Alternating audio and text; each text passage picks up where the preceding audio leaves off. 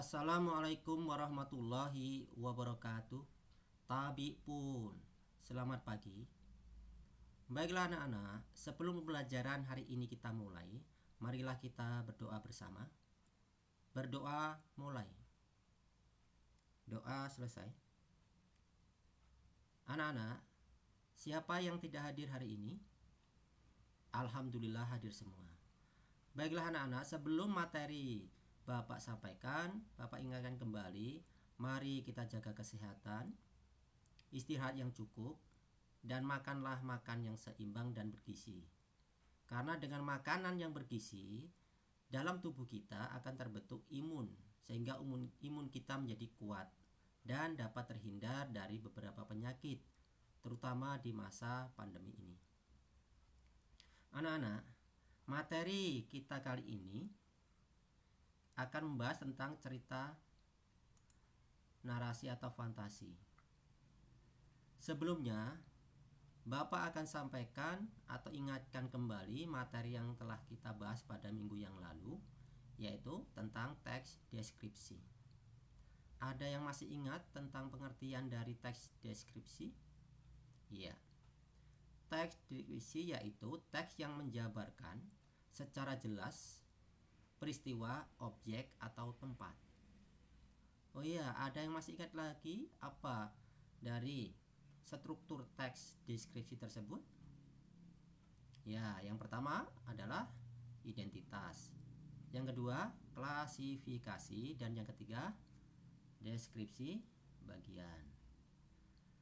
Baiklah anak-anak, silakan anak simak dan dengarkan materi yang akan dibahas atau Bapak jelaskan pada pertemuan hari ini. Yang pertama yaitu kita akan lihat dulu tentang KD-nya, yaitu 3.3 mengidentifikasi unsur-unsur teks fantasi, cerita narasi yang dibaca dan didengar. Sedangkan tujuan yang kita harapkan setelah pembelajaran ini, yang pertama adalah siswa dapat menjelaskan ciri tokoh, latar, alur, dan tema pada cerita fantasi dan menunjukkan buktinya pada teks yang dibaca atau didengar. Kemudian yang kedua, diharapkan siswa dapat menentukan jenis cerita fantasi dan menunjukkan bukti pada teks yang dibaca atau didengar. Sekarang silakan kalian simak dan pahami penjelasan Bapak. Pengertian atau definisi dari cerita fantasi adalah sebuah karya yang dibangun dalam alur penceritaan yang normal namun bersifat imajinatif dan hayali. Biasanya dalam setting, penokohan maupun konflik tidak realistis, bahkan terkesan dilebih-lebihkan dan tidak mungkin terjadi di dunia nyata. Kemudian tujuan komunikasi cerita fantasi agar siswa mampu berbicara, menulis, atau membuat teks. Untuk selanjutnya, cerita fantasi itu ada total dan irisan. Jenis cerita fantasi berdasarkan kesesuaiannya dalam kehidupan nyata ada dua kategori. Yang pertama yaitu fantasi total dan yang kedua fantasi bagian atau irisan. Yang pertama, kategori cerita fantasi total berisi fantasi pengarang terhadap objek tertentu. Pada cerita kategori ini, semua yang terdapat pada cerita semua tidak terjadi dalam dunia nyata. Misalnya cerita fantasi tentang Nataga, itu total fantasi penulis. Kedua, cerita fantasi irisan, yaitu cerita fantasi yang mengungkapkan fantasi tetapi masih menggunakan nama-nama dalam kehidupan nyata, menggunakan nama tempat yang ada dalam dunia nyata atau peristiwa pernah terjadi pada dunia nyata. Untuk selanjutnya, anak-anak, jenis cerita fantasi dibedakan menjadi 3 kategori, yaitu latar waktu masa lampau, latar waktu sejaman, latar lintas waktu futuristik, atau masa yang akan datang. Cerita fantasi sejaman dalam lintas waktu berdasarkan latar cerita, fantasi dibedakan menjadi 2 kategori, yaitu latar lintas waktu dan latar waktu sejaman. Latar sejaman berarti latar yang digunakan satu masa. Fantasi masa kini, fantasi masa lampau, atau fantasi masa yang akan datang atau futuristik. Sedangkan latar lintas waktu berarti cerita fantasi menggunakan dua latar waktu yang berbeda.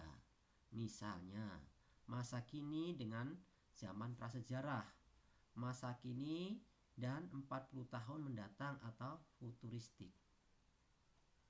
Nah, itulah anak-anak penjelasan singkat tentang materi cerita fantasi pada KD 3.3, yaitu mengidentifikasi unsur-unsur teks. Jadi harapan Bapak kalian memahami apa itu pengertiannya, kemudian yang kedua unsur-unsurnya serta karakteristiknya. Nah, untuk selanjutnya di sini ada LK cerita fantasi yang Bapak bagikan. Dalam lembar kerja ini Bapak ngambil teks yaitu tentang kekuatan ekor biru Nataga. Silakan kalian baca, kalian simak dan kalian teliti secara seksama. Kemudian setelah kalian baca, silakan kalian jawab tugas yang ada di bawah. Itu ada pertanyaan. Pertanyaan yang pertama yaitu jelaskan ciri tokoh, latar, alur, dan tema pada cerita fantasi dan menunjukkan bukti pada teks tersebut. Kemudian yang kedua, tentukan jenis cerita fantasi dan menunjukkan bukti pada teks yang dibaca atau didengar. Baiklah anak-anak, silahkan kalian kerjakan, kemudian kalau sudah selesai dikumpulkan. Mudah-mudahan pembelajaran hari ini dapat bermanfaat bagi kita, terutama dalam kehidupan kita sehari-hari. Kita dapat mengambil teladan atau mengambil contoh dari tokoh-tokoh yang ada dalam cerita fantasi tersebut. Mudah-mudahan tokoh-tokoh yang baik dapat kita teladani, dan tokoh-tokoh yang kurang baik sifatnya tentunya sebagai perbandingan dan tidak harus kita contoh. Demikian pembelajaran hari ini, mudah-mudahan bermanfaat, dan Bapak akhiri wassalamualaikum warahmatullahi wabarakatuh.